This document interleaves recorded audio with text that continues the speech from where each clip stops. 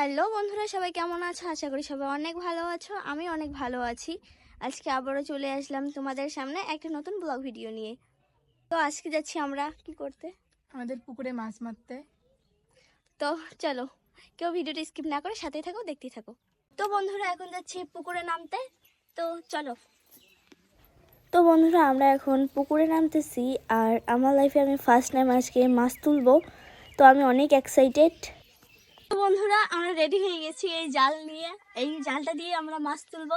তো সাথে থাকুন, দেখতে থাকুন। আমার অনেক ভয়ও লাগছে, আবার ভালো লাগছে, যেহেতু আজকে ফার্স্ট টাইম মাছ তুলবো। তো অনেক এক্সাইটেড, দেখি তুলতে পারি কি না। জালটা এত ভারী, আর কি বলবো, আমি তো পড়ে গিয়েছিলাম। তো বন্ধুরা, ফার্স্ট টাইম ট্রাই করলাম, পারলাম না। এখন দেখি তুলতে পারি কি না। তো আপনারা কেউ ভিডিওটি স্কিপ না করে সাথে থাকুন আর দেখতেই থাকুন। আর পুকুরটাতে বেশি জলও ছিল না, অল্প ছিল। তো আমি যখন মাঝখানে যাই, আমার মনে হচ্ছিল যে আমি ভিতরেই চলে যাচ্ছি। আর জালটা এত ভারী ছিল, কি বলবো, আমি আমাকেই টেনে নিয়ে মনে হয় চলে যাচ্ছে। তো চলো দেখি কি হয় এবার। তো অবশেষে টানতে টানতে জালটা তুলতে পেলাম। তো সবাই সাথে থাকুন, দেখতে থাকুন আমরা শেষ পর্যন্ত মাছ তুলতে পারি কি না। এ বাবা, কতগুলো মাছ উঠেছে, আমি তো ভাবতেই পারছি না আমাদের দ্বারাও এই কাজ হবে। আমি তো অনেক হ্যাপি এতগুলো মাছ তুলতে পেরে। আমরা তৃতীয়বারের মতো আবারও চেষ্টা করি মাছ তোলার জন্য। আচ্ছা, একটা কথা কি জানো, আমার অনেক ভয় লাগছিল, কেন জানি না। মনে হচ্ছিল যে এখানে যদি সাপ থাকে, বাবা আমি তো শেষ।